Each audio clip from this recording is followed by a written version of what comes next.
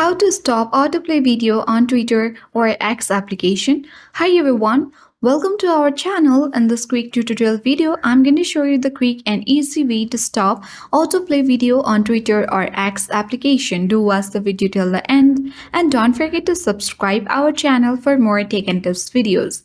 Firstly, launch X or Twitter app on your device. Make sure to update the application to latest version and sign into your particular account. Tap profile icon at top left corner of the screen. Scroll down, tap Setting and Support, tap Settings and Privacy. On Settings section, scroll down, locate Accessibility Display and Languages option, select that. Now select the option for data users. Scroll down, locate the option Video Autoplay under Video. Now tap Video Autoplay and select Neighbor, and this will stop autoplay video on Twitter or X application. So I hope this video was helpful. If it was, then do like, share, comment and don't forget to subscribe.